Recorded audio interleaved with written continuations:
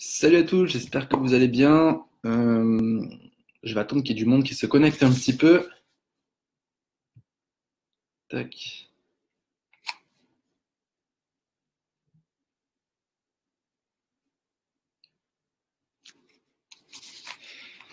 Hop, donc aujourd'hui, j'avais envie de faire un petit live, c'était improvisé, j'avais pas forcément l'idée à la base.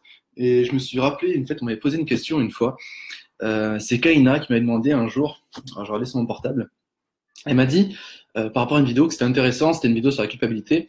Et après, elle me dit, j'aimerais bien par contre que tu nous parles un peu du déclic chez toi et comment tu t'es pris concrètement sur le terrain pour changer ta vie. Salut Stéphanie, j'espère que tu vas bien. Et du coup, je me suis dit, ça peut être une super idée d'en parler, de faire un live avec. Et là, bah, je sais pas, j'ai eu l'inspiration dimanche soir, il faisait sympa, voilà. Je me dis, hop, on va faire un petit live pour parler un petit peu du déclic. Qu'est-ce que c'est que le déclic? Comment j'ai pu avoir mon propre déclic? Et qu'est-ce que j'ai fait ensuite dans ma vie? Eh bien, pour en profiter. Et comment j'ai pu transformer ma vie finalement euh, tout au long de mon apprentissage, sachant que l'apprentissage ne se termine jamais, hein. Moi, je pense que on apprend à travailler sur soi jusqu'à la fin de sa vie, jusqu'à qu'on décide de partir ailleurs. Donc, voilà, je vais très rapidement raconter mon histoire. Je l'ai raconté déjà sur plusieurs de mes vidéos, mais je vais vite faire un petit récap dessus. J'ai vraiment eu une enfance où je me détestais énormément, tout ça parce que au CE1, un jour, il y a un enseignant qui m'a dit Salut Dora, j'espère que tu vas bien aussi. Bonsoir, bonsoir. Un enseignant qui m'a dit, voilà, il a dit à ma mère, j'étais à côté, il a dit, voilà, votre fils est incapable, il n'ira pas loin dans sa vie. Et du coup, moi, j'ai pris ça en fait à l'intérieur de moi et j'ai accepté de vivre avec cette croyance limitante-là, de me dire, ok, je peux pas choisir ma vie, je peux pas gérer mes émotions, je peux pas faire ce que je souhaite, donc, eh bien, je vais suivre ma vie en fonction de ce qu'on m'a dit, donc du incapable. Donc, j'ai commencé à arrêter de rêver et à me dire, ok. De toute façon, peu importe ce que tu feras, tu n'y arriveras pas. Et donc, bon, j'ai mes notes qui se sont écroulées, je suis resté vraiment dans la moyenne, j'ai arrêté de travailler sur moi. Au collège, ça a été encore plus difficile, hein. J'ai sombré dans les jeux vidéo, j'étais addict aux jeux vidéo, mais vraiment addict. Je sais que je me levais des fois le matin à 6 heures pour jouer aux jeux vidéo avant d'aller au collège. Et donc je me crée en fait un héros à travers les jeux vidéo parce que j'arrivais pas à le faire dans ma vie, j'arrivais pas à me respecter, j'arrivais pas à vivre pleinement, donc je crée quelque chose extérieurement, donc à travers les jeux vidéo, pour me réfugier quelque part. Puis j'ai eu des gros problèmes relationnels au collège, hein, je me suis fait bisuter, je me suis fait taper dessus. Ça a vraiment été un moment difficile dans ma vie. J'en rigole aujourd'hui parce que finalement c'est grâce à ça c'est grâce à ça pour que j'en suis là aujourd'hui. Donc, il faut toujours prendre son passé avec le smile parce que de toute façon, on peut pas échanger grand-chose.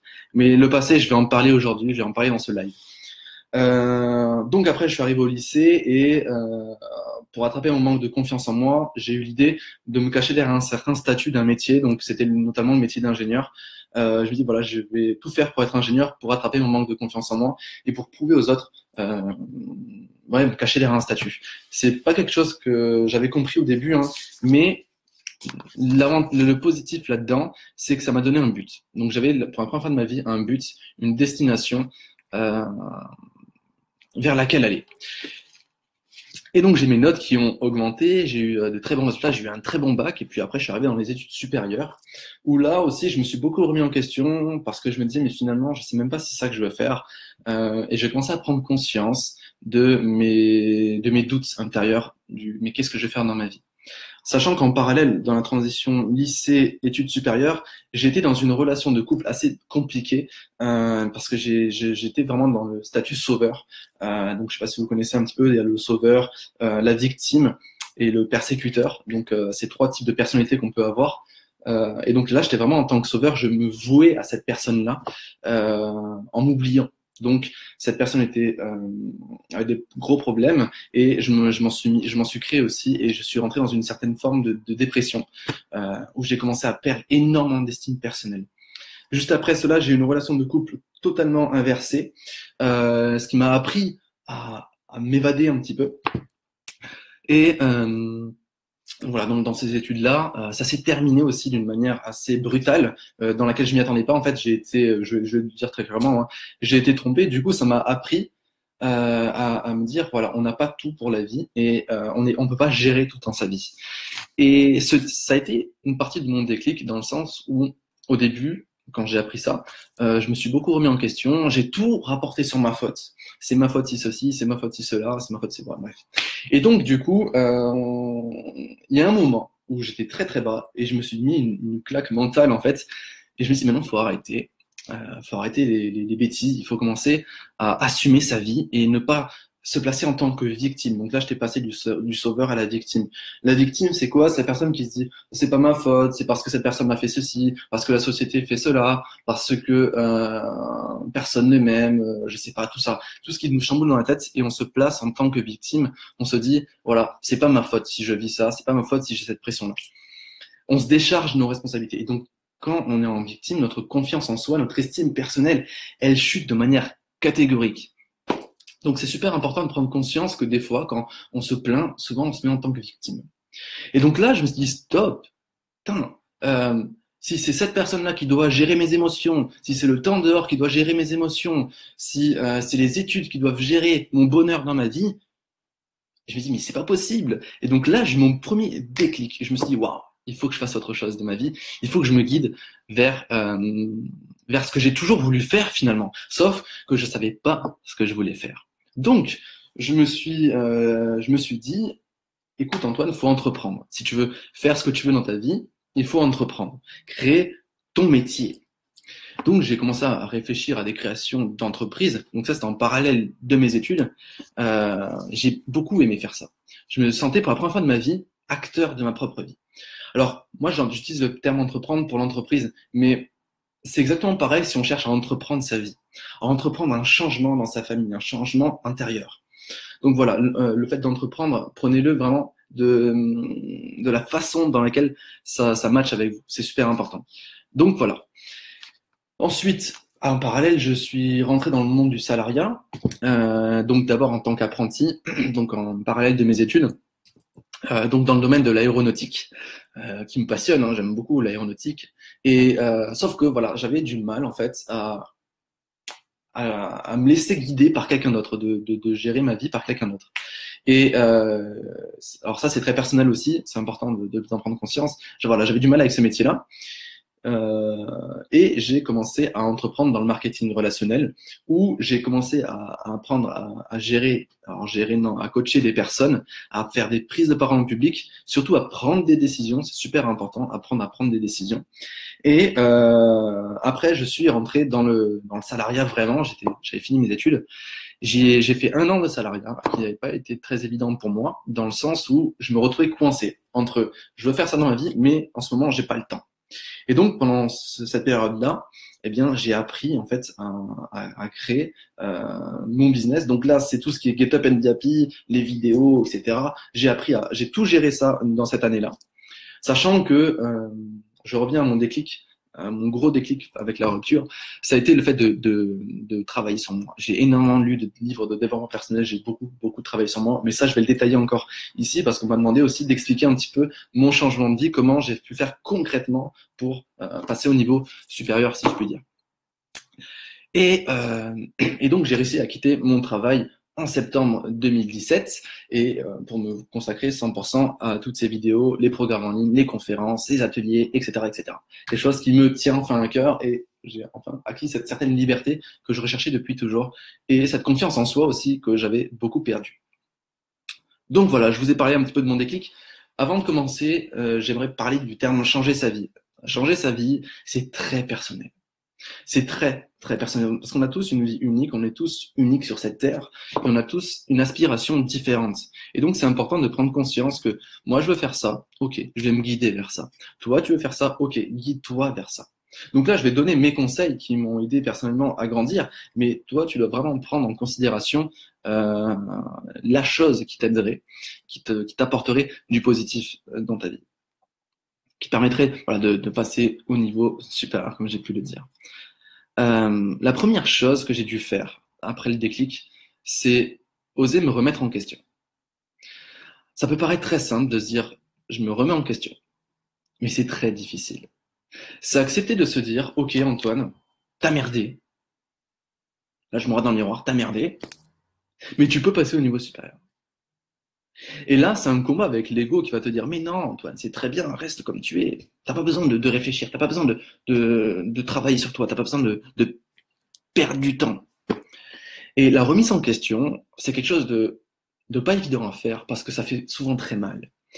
J'ai lu des livres de développement personnel au début, et là, le mec, il disait des vérités, en fait. Et là, je dis, putain, ça me fait mal ici. Ça me fait super mal. J'ai pas envie de continuer. Et je fermais le livre et je le mettais de côté.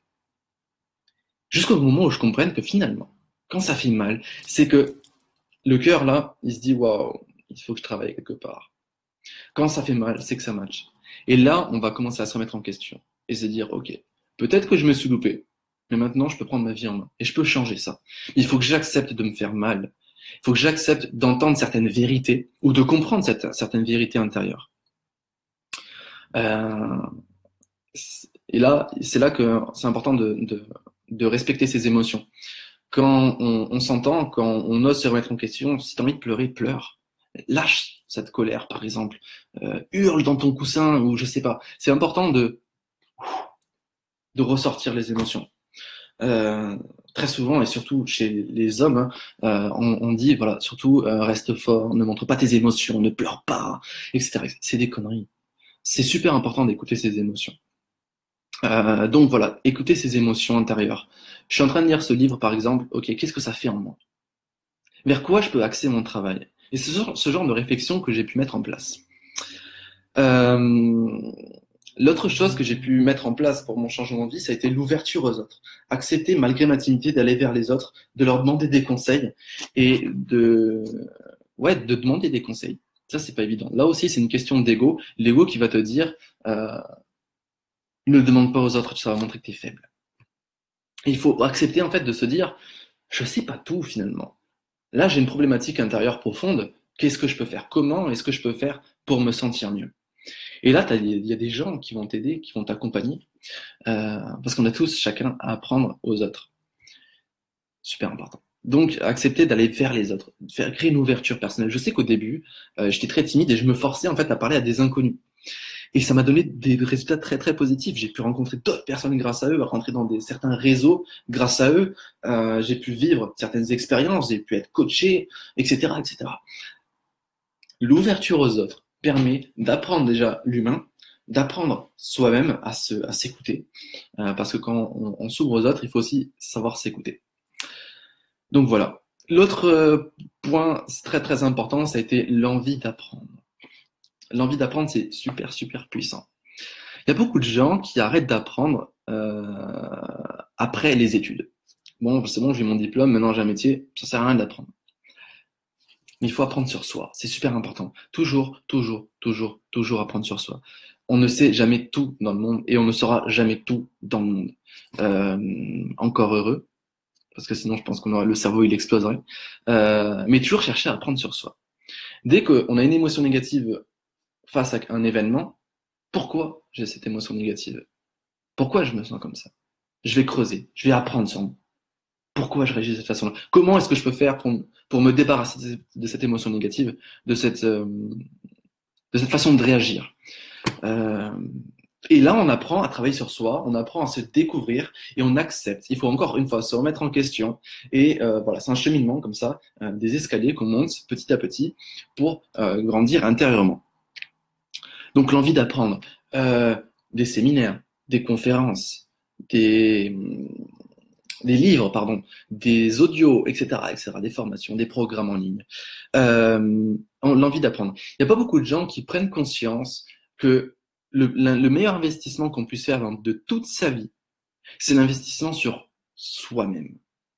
D'abord s'aimer avant d'aimer les autres.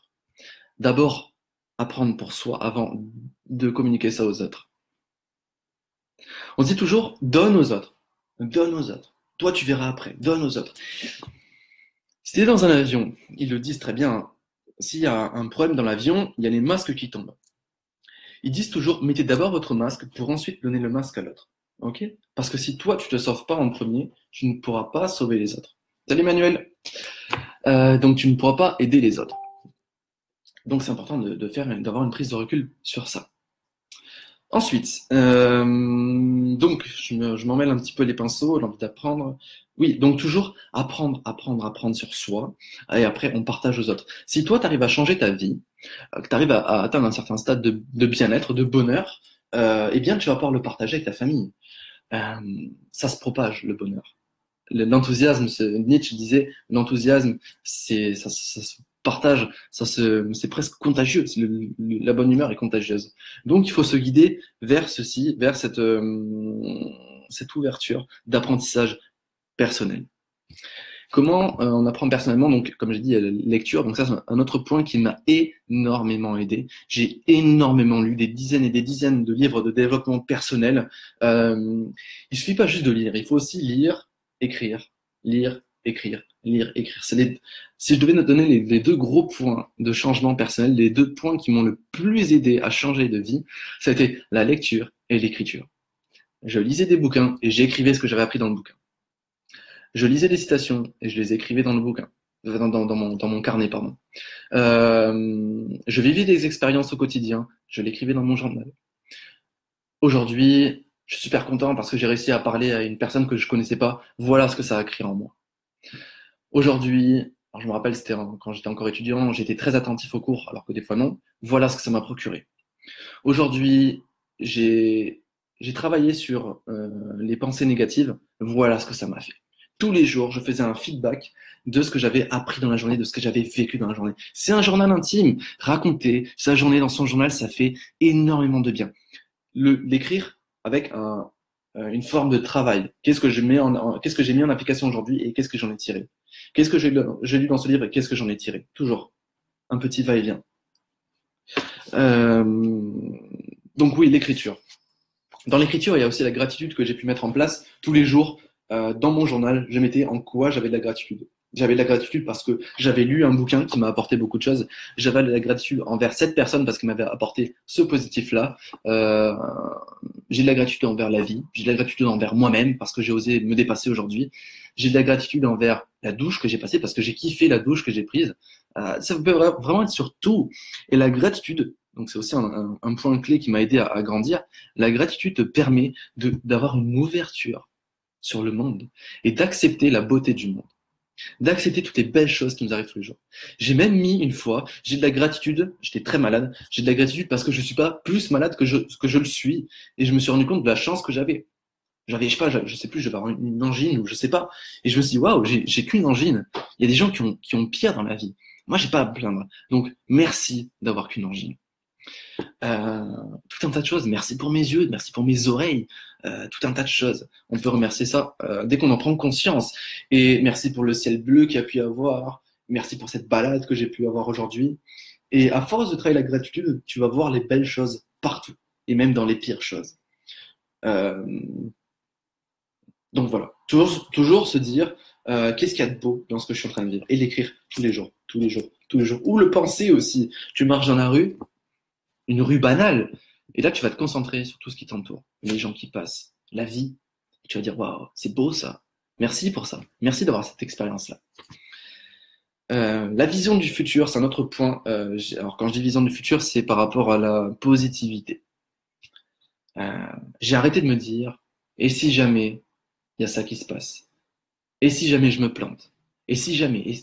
On ne peut pas le savoir. On ne peut pas avoir une vision du futur. Donc, ça sert à rien de se pourrir la vie et de créer une anxiété au moment présent. Le meilleur moment, le moment le plus important, c'est le moment présent. Je te recommande un livre à 4000%. C'est Le Guerrier Pacifique, je viens de finir la lecture. C'est super puissant. Le mec, il dit, le seul moment important, qui tu es, c'est ce moment-là. Donc, s'imaginer des choses qui vont éventuellement arriver, c'est perdre du temps à savourer le moment présent. Se lamenter du passé ne te fait pas profiter du moment présent. Et ça ne changera rien à ton moment présent. Parce que le passé, c'est du passé. C'est encore un point clé que j'ai pu découvrir pour changer ma vie. C'est chercher à me détacher du passé. Le passé, il est passé. La personne que j'étais timide qui se faisait tabasser, elle est passée. C'est pour ça que j'en rigole maintenant. Parce que soit j'en rigole, soit j'en pleure. Mais qu'est-ce qui va me faire sentir le plus heureux maintenant? c'est en rire. Et me dire que grâce à ça, j'ai pris conscience que j'ai été au plus bas et que je peux remonter. J'ai vécu cette expérience-là, c'était horrible. Mais qu'est-ce que je peux y faire aujourd'hui? Qu'est-ce que je peux y faire aujourd'hui? Tout est OK. Maintenant, soit je prends mon temps, moment présent, le plus beau, à me lamenter, à me dire j'aurais dû faire ceci, j'aurais dû faire cela, j'aurais dû réagir de cette façon-là, bref. Non, qu'est-ce que je peux faire maintenant pour me sentir bien? Qu'est-ce que je peux faire maintenant pour être épanoui et souffler, pour pouvoir souffler? C'est super important de prendre conscience de ça. Je dis pas que c'est facile. Je dis pas que le passé, c'est... Non, ça prend du temps de se détacher de son passé. Un exercice qui peut être intéressant en PNL que tu peux mettre en place pour te détacher des événements du passé, c'est de prendre de la relaxation. Donc, tu fermes les yeux, tu fais des petites respirations juste pour t'ancrer, te sentir bien. Tu imagines cet événement-là qui t'a bloqué, qui t'a gêné, d'accord? Tu peux lui donner une forme, une image, d'accord? Et là, tu vas le sortir de toi. Donc, je sais pas où est-ce que tu peux ressentir cette émotion-là. Ça peut être dans le cœur, au niveau du ventre, dans la tête. Donc, admettons, c'est ici. Tu as un blocage au niveau des poumons. Tu prends ce blocage-là, tu fermes les yeux, d'accord? Tu imagines cette croyance limitante que tu as ou cet événement passé. Tu le prends et tu imagines le mettre dans une catapulte géante, d'accord? Il faut prendre du temps pour le faire. Là, ça peut paraître ridicule comme ça, mais je t'invite à le faire avant de te coucher. Donc, tu prends cette croyance-là, ce passé-là, tu le mets dans une catapulte géante et tu t'imagines le tirer, le tirer, le tirer, le tirer. Et là, tu le lâches et pouf, ça part. Mais à la vitesse d'une fusée. Et tu vois cette croyance limitante-là, cette peur, se passer, foncer, foncer, foncer, traverser les nuages, partir dans l'espace, dans les étoiles. Et là, il va jusque dans le soleil et pouf, il explose. Il se désintègre dans le soleil. Et t'imagines ça plusieurs fois, sur plusieurs croyances limitantes que tu as, sur plusieurs blocages du passé que tu peux avoir. Et là, tu vas voir que tu vas détacher, tu vas extérioriser cette émotion-là pour la détruire. C'est super intéressant, c'est un exercice que je fais aussi en coaching. Il y a toujours des résultats très positifs par rapport à ça. Donc voilà, on prend l'émotion, je répète vite, on prend l'émotion, on la fout dans une catapulte, on la tire à fond et pouf, on laisse partir et on regarde cette croyance partir et se désintégrer dans le soleil. Tu peux aussi prendre une feuille de papier, tu écris cette croyance-là, tu la déchires, tu la compresses, je sais pas, et tu la prends, okay, et pouf, tu la jettes dans la poubelle et tu imagines ça être balancé. Tu as mis cette croyance-là aux ordures. Je t'invite à faire les essais et à m'en faire les retours. Et bien sûr, le répéter autant de fois que nécessaire pour s'en détacher. Alors, c'est bien plus puissant en coaching. Quand je coach les gens et que je fais ça avec eux, c'est bien plus puissant que le faire à travers la vidéo. Donc voilà. Mais essaye ça. C'est quelque chose qui pourra t'apporter grand bien. Ensuite, j'ai appris à m'aimer, à accepter qui j'étais. Parce que pendant longtemps, je me conformais à ressembler aux gens qui m'entouraient pour plaire aux autres. Parce que comme j'arrivais pas à m'aimer, je cherchais l'amour des autres. Et donc j'ai appris en fait à me dire, mais Antoine, t'es comme ça, et sois fier d'être comme ça. Alors comment j'ai fait? J'ai écrit mes valeurs, j'ai pris mon carnet et j'ai marqué mes valeurs. Qui je suis, qui j'ai envie de devenir, comment je pense, qu'est-ce que je vais donner aux gens que je croise, etc. Et là, j'ai lu ça, j'ai dit, waouh, mais c'est beau. Et moi, pendant toutes ces années, je me suis détesté, mais merde, c'est beau. Et un autre exercice qui peut être fait, pareil, tu fermes les yeux, voilà, tu penses à tes croyances limitantes, au fait que tu t'aimes pas, les raisons, etc. Et après, tu choisis une personne que tu admires. Alors, ça peut être un proche, ça peut être un personnage dans un film, un acteur, je sais pas, bref. Et tu l'imagines et tu te demandes pourquoi est-ce que tu l'admires. Et tu lises toutes tes qualités. Ah, je l'admire parce que, je sais pas, il est beau, elle est belle. Je l'admire parce qu'il a du courage, elle a du courage, et bref, plein de choses. Et après, tu réfléchis, tu dis, mais quels sont les défauts de cette personne? Ah, il est un peu égocentrique. Euh, ah, il parle mal à certaines personnes. Et là, tu prends conscience que tu admires des personnes qui ont des défauts. Tu vois où est-ce que je veux en venir? Souvent, on cherche plus nos défauts que nos qualités. Et moi, je t'invite à faire l'inverse et de noter sur ton journal quelles sont toutes tes qualités, quelles sont tes valeurs, pour voir à quel point tu es une belle personne. Donc, détachement du regard des autres. Je m'en fous de ce que les autres pensent de moi. Je vis pour moi, je crée ma vie pour moi. Je me développe pour moi. Le jour où je vais passer à l'au-delà, que je vais mourir, je vais penser bien sûr à tout l'amour que j'ai pu donner à mes proches. Donc, souvent, les dernières pensées des gens, c'est l'amour. Euh, et je vais me dire, merde, est-ce que j'ai pensé à moi aussi? Est-ce que j'ai vécu la vie que je voulais? Et on va aussi se dire, enfin, tu ne penseras jamais à tous ces moments-là où tu avais le retour des gens. Comment dire? Euh, quand on cherche à vivre pour les autres, absolument, tu vas pas être toi-même. Et c'est pas quelque chose pour laquelle tu vas te féliciter dans ta vie. Parce que tu vas te dire, j'ai été faux avec cette personne, ces personnes. Et j'en viens à un point, ça m'est arrivé aussi. Quand tu joues une autre personne parce que tu as peur de pas être accepté, quand tu joues une personne pour te conformer à un certain groupe ou un certain groupe d'amis, eh bien, tu vas jouer un personnage. Tu ne vas pas être toi-même. Et donc, ces gens-là vont t'aimer pour cette personne que tu joues. Et comme ces gens vont t'aimer pour cette personne que tu joues, le jour où tu as ton masque qui tombe, ça matche pas toujours. Et pire que ça, euh, ces gens-là ne t'aiment pas pour ce que tu es, ils t'aiment pour ce masque. Et toi, tu vas te rendre compte au bout d'un moment que ces personnes-là n'ont rien à faire avec toi. Parce qu'elles ont peut-être quelque chose à faire avec ton masque, mais pas avec le vrai derrière. Et donc, il y a forcément un moment où ça va clasher, où ça va être très très dur. Donc, la première chose à faire, c'est être soi-même, se respecter. Se respecter. Je suis comme ça, ok, et c'est parfait. Je vais me respecter et je vais vivre en fonction de la personne que je suis. Donc voilà, se respecter, les valeurs et assumer. Donc ça, c'est le cheminement que j'ai pu mettre en place pour apprendre. Donc c'est autant un cheminement intérieur que des actions que j'ai pu mettre en place. Mais le plus important, c'est quand même l'action. Tu as beau lire des dizaines, même des centaines de livres de développement personnel, si tu ne passes pas à l'action, en fait, ça ne sert à rien. Si tu cherches pas à te remettre en question, ça ne sert à rien. Donc, très important, je vais vite récapituler toutes les étapes que j'ai pu mettre en place pour changer ma vie. Donc, premièrement, j'ai osé me remettre en question, accepter de me remettre en question. Je me suis ouvert aux autres. Malgré le fait que je sois timide, je me suis forcé à le faire, ça m'a beaucoup aidé. J'ai acquis une envie d'apprendre sur moi, très importante d'abord sur soi, après aux autres.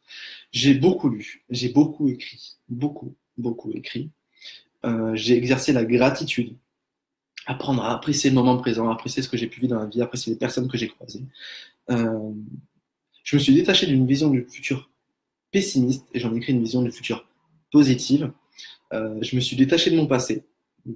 J'y travaille encore, c'est pas quelque chose qui, on n'est pas parfait. Donc, se détacher du passé avec des exercices que j'ai pu donner. Donc, si tu arrives maintenant dans le live, je t'invite à aller voir le live plus tard en rediffusion. Apprendre à s'aimer et se détacher du regard des autres. Donc, ça, c'est quelque chose qui prend du temps tous les jours. Et apprendre à se respecter et à assumer ses valeurs. Je te donne un dernier exercice pour apprendre à s'aimer. Ça prend beaucoup de temps. Il y a des gens qui ont du mal au début, qui n'imaginent même pas, pardon, pouvoir le faire. Et d'ailleurs, ça, je l'ai dit devant 1500 personnes en octobre. Ça a beaucoup fait rire les gens, ça m'a fait rire aussi intérieurement. Tu connais les affirmations, c'est le fait de se mettre devant le miroir et se dire tu es capable, enfin je suis capable, je suis une personne extraordinaire, j'ai de l'abondance, bref, tout ce genre de choses-là, pour s'auto-persuader, pour injecter dans le subconscient du positif sur soi.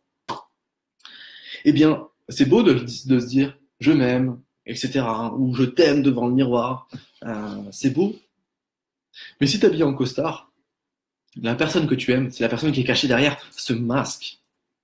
Parce que je sais pas si tu as remarqué, quand tu es en costard ou en tailleur et en pyjama, tu n'as pas du tout le même comportement. Quand tu es en costard, en tailleur, pof, tu te redresses, tu prends confiance en toi, parce que tu te caches derrière un masque.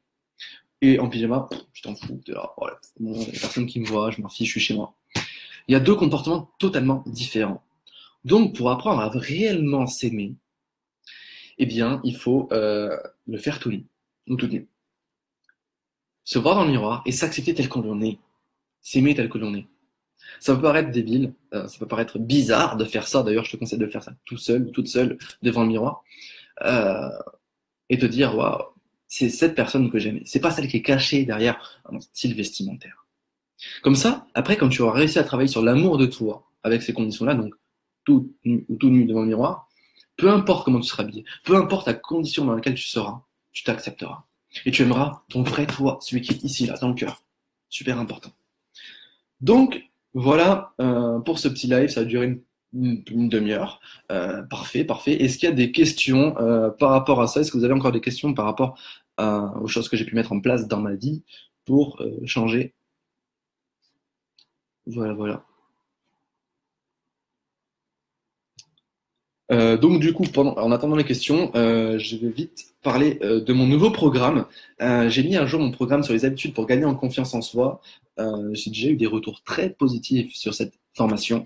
Donc c'est une formation qui se suit sur 21 jours où on travaille sur plein d'éléments pour changer sa vie. Euh, donc c'est beaucoup, beaucoup de travail sur soi. J'ai fait un cahier d'exercices à remplir pour apprendre à se connaître, pour apprendre à savoir où est-ce qu'on va, apprendre à changer ses habitudes pour gagner en confiance en soi.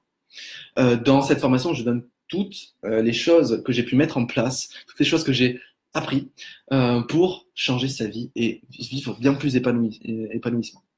Je sais pas si c'est dit. Bref, voilà, on s'en fout de ce que les autres peuvent penser. C'est pas grave si je fais des erreurs quand je parle. Bref, c'était une petite parenthèse.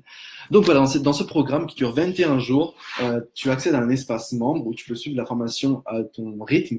Voilà, le minimum c'est 21 jours. Chaque jour, il y a un module, enfin un petit jour qui se débloque pour avancer en douceur. Tu peux bien sûr prendre 60 jours pour le faire. Voilà, il y a beaucoup, beaucoup d'exercices qui sont très, très intéressants. Je te conseille d'aller jeter un œil. J'ai mis le lien dans la description du live pour aller voir un petit peu ce programme-là. Donc, ça, oui, d'ailleurs, très important par rapport à ce programme, le programme a un accès à vie et à toutes les mises à jour. Donc là, le programme a un tarif. Donc là, sur les premières semaines de lancement, il y a un tarif avec 40 € de réduction. Donc tu payes ce tarif-là. Et après, tu as accès à vie à cette formation et à toutes les mises à jour qui vont être faites. Parce que, comme j'ai dit tout à l'heure, on apprend tout au long de sa vie, on acquiert de nouvelles connaissances. Et moi, je vais mettre à jour cette formation en fonction de tous les apprentissages que je vais faire, les nouveaux exercices PNL que je vais apprendre, etc. Donc, quand tu payes cette formation, tu as accès à vie. Et le prix de la formation va augmenter avec le temps en fonction du contenu et de l'importance qu'il va prendre. Peut-être que dans 3 ans, ce programme durera 70 jours, je sais pas. Donc, super intéressant, sachant que voilà, ça va pas être cher de le prendre maintenant par rapport à prendre ce programme plus tard. Donc, je t'invite à y réfléchir. Voilà, il y a 21 jours de coaching, de programme où je t'accompagne main dans la main. C'est vraiment pas cher par rapport à ça, sachant voilà, que mes tarifications en coaching rattraperaient beaucoup plus rapidement ce programme-là. Donc voilà, il n'y a pas de questions qui sont arrivées.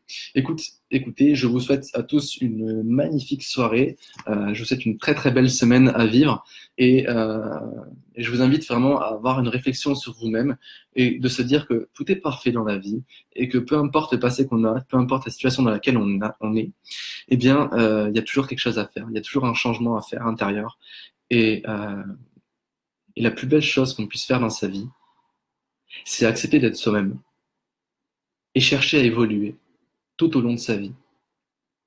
Y a Gandhi qui dit que le bonheur, c'est pas la destination, le bonheur, c'est le chemin.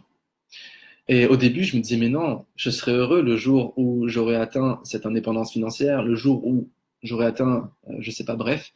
Et je me suis rendu compte au fur et à mesure que la plus belle chose à faire, c'est de grandir au jour le jour.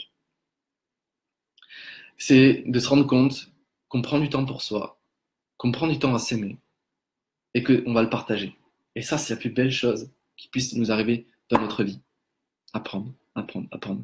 Et c'est ce que je fais dans ce programme. Du coup, je vous apprends à travailler sur vous tous les jours, au quotidien, jusqu'à la fin de votre vie pour gagner en confiance en soi et bien bâtir votre projet de vie. Je vous dis à bientôt. Je vais commencer à faire des lives plus régulièrement parce que j'aime beaucoup, beaucoup, beaucoup tchatcher avec vous pendant les lives. Alors aujourd'hui, il n'y a pas eu beaucoup de blabla, c'est pas grave.